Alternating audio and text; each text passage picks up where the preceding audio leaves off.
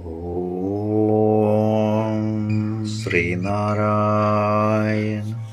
പരമഗുരവേ നമഃ. സുപ്രഭാതം. 1677 ദിവസമായ ഇന്ന് 2025 ഡിസംബർ മാസം 17 ബുധനാഴ്ച, 1201 ആണ്ട് ധനുമാസം 2 ഗുരുവചനങ്ങളിലൂടെ ത്യാഗത്തോടുകൂടി കർമ്മം ചെയ്യണം. പണം സമ്പാദിക്കാനും വിരോധമില്ല. എല്ലാം ചെയ്യാം, പക്ഷേ ത്യാഗബുദ്ധിയോടുകൂടി ചെയ്യണം. ശ്രീനാരായണ ഗുരുദേവൻ. ശ്രീ നടരാജഗുരു എഴുതിയ ഗുരുവരൽ എന്ന പുസ്തകത്തിൽ വിദൂര സാദൃശ്യങ്ങൾ എന്ന് വിവരിക്കുന്നതിൻ്റെ 40-ാം ഭാഗമാണ് ഇന്ന് അവതരിപ്പിക്കുന്നത്.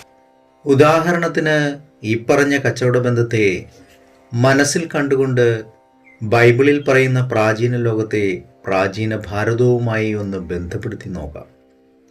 അപ്പോൾ ബൈബിളിലെ പല രേഖകളെയും ചുറ്റിപ്പറ്റിയുള്ള നിഗൂഢത മുഴുവനായില്ലെങ്കിലും ഒട്ടുമുക്കാലും പോയി മറയും.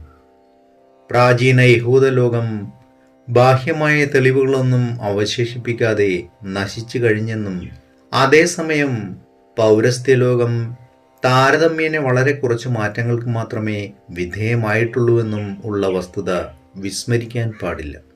കച്ചവട സാധനങ്ങളോടൊപ്പം മനുഷ്യരെയും കള്ളക്കടത്ത് നടത്തി പണം സമ്പാദിക്കുന്നതിൽ ബിരുദന്മാരായിരുന്നു സാഹസികരായ സഞ്ചാരികളുടെയും കപ്പലോട്ടക്കാരുടെയും സാർത്ഥവാഹക സംഘങ്ങളുടെയും ലോകത്തെ നമുക്കിവിടെ ഭാവനയിൽ കാണേണ്ടിയിരിക്കുന്നു.